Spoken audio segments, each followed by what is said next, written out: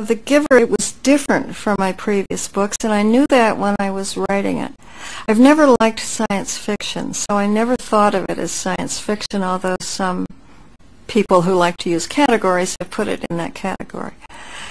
But what it is a book set in a future time. And for me, it was just like writing realistic fiction. I created a place, created a character. He's a boy about to be 12, and here's where he lives, and here's what it's like. And what it's like is, because it's in the future, is very different from our contemporary way of life, but not in a sense of technology. I didn't deal with any of that.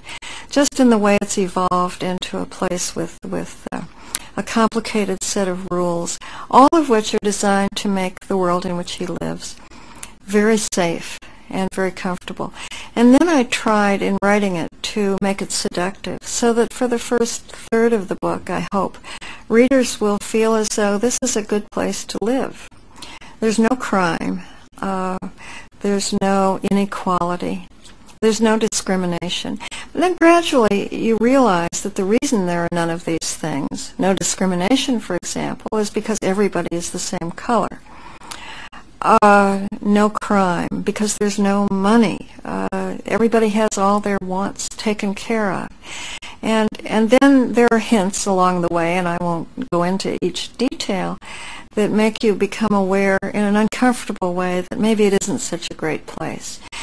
And by the end of the book, you're certainly aware, as the boy becomes aware, that there's a terrible underbelly to this place where he lives, well, perhaps evil is too strong a term, but terrible compromises have been made. And then, as happens, I think, in many of my books, this young boy, who now, by the time the book concludes, is 12, is almost 13, has set out to try to change the world he lives in. I think that's such a wonderful thing for a fictional child to take on. That year won the Newbery Medal, which was astonishing enough. But the Newbery Medal is given for, I've forgotten the terminology, the most distinguished piece of literature published that year for children. Okay, so people, important people, people who know, thought it a distinguished piece of literature. At the same time, almost simultaneously, other people became very frightened by this book. It has been on the list of most challenged books in the United States. So what it means is that somebody has gone forward with this book and demanded that it be removed from the school or the library. And then it generally goes through a set of procedures. Usually there's a meeting of the school board. Often there are lots of newspaper articles, letters to the editor, sometimes public meetings, people shouting at each other, all over this book.